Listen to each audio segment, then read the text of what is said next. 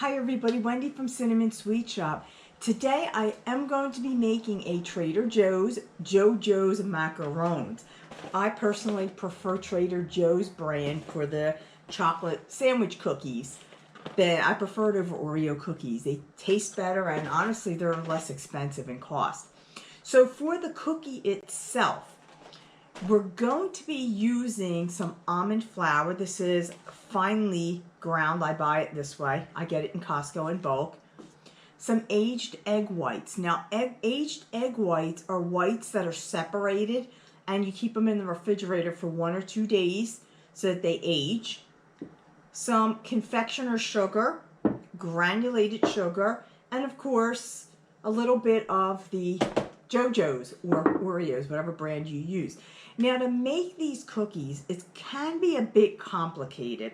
The ingredients are listed in the description box below in grams, and it is required that you use a kitchen scale to make these.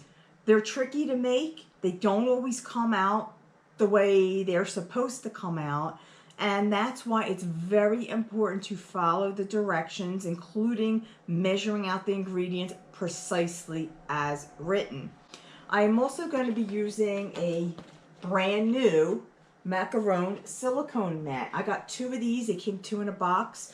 At Michael's it was maybe 12 something, but then I got the 20% off. They always give a coupon for 20% off. So it was really a good deal. One thing you want to make sure is that the bowl you are using is completely clean. You want to make sure there's no oils or greases left over in that. So I'm going to start with the egg whites, and I will put them in the bowl. I am using my hand mixer for this one just because I feel like it. So I'm going to beat this until they're very soft peaks. Then I'm going to add in the granulated sugar, and then I'm going to beat this until stiff peaks form. When your peaks are stiff, this is how they look. They're literally stiff. And they should have a bit of a shine to it as well. Okay, so now I'm going to sift together into the egg mixture the flour, the confectioner sugar, and the Oreo cookie.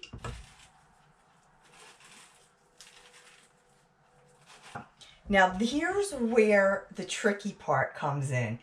We are going to fold this in, not mix it. So to fold this, let me just shift this camera down so you can see what I'm doing.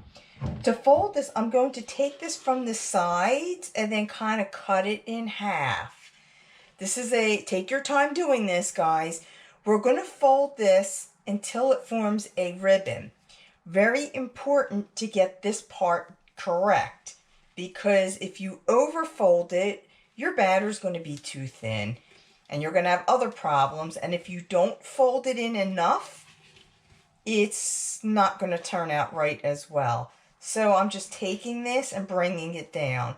So you can see I can make a ribbon with this, even form a figure 8. That's how you know it's the perfect texture. I'm using a disposable pastry bag, and my tip, I don't have a whole lot of different size round tips. So this is the largest that I have that's not too large. All right, I don't want it too large, but I don't want it too small either. And I am going to fill this with the batter. What I like about this pan here, you'll notice it's a macaron pan. It has 2 circles. The reason they have that is you really only want to fill it to the smaller circle because this batter is going to spread. And it's a great idea to use something like this so that all of your macarons are even size. If you don't have a pan like this, you can take a piece of parchment paper and draw circles with a pencil. Use a cookie cutter that's maybe about 1 inch. And then you put your silicone mat on top of that so you'll have at least somewhat of a guide. I just thought for the price, this really wasn't a bad deal. And I'm going to fill in these circles.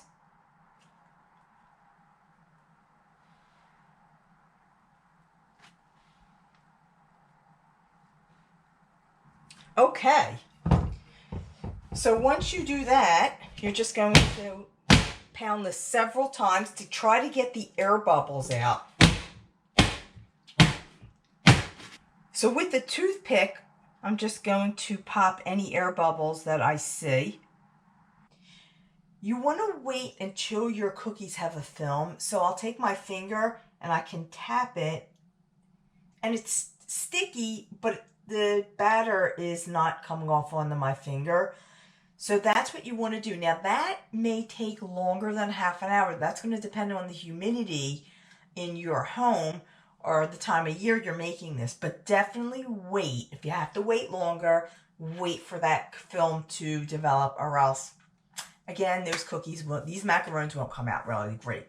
Now, I did preheat my oven to 315 degrees, and I'm going to put these on the middle rack and bake them for 15 to 18 minutes, turning them around halfway through.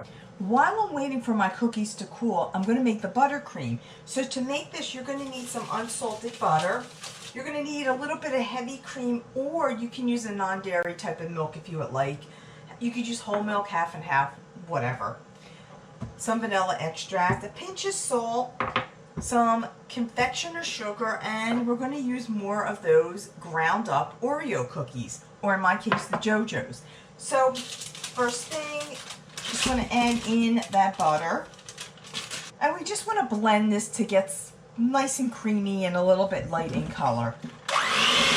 Then we're going to add the Oreos and the vanilla extract.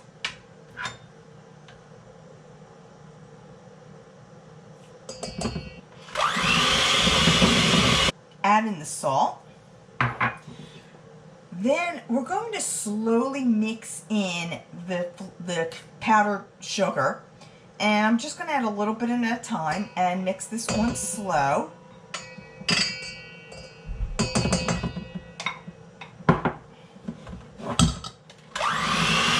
And before I add in the rest of this, I'm going to add in the liquid. So if you're using cream, it's going to be your cream. Add this, blend this together. Then add in some more of the powdered sugar. In fact, I'm just going to add the rest of it in at this point.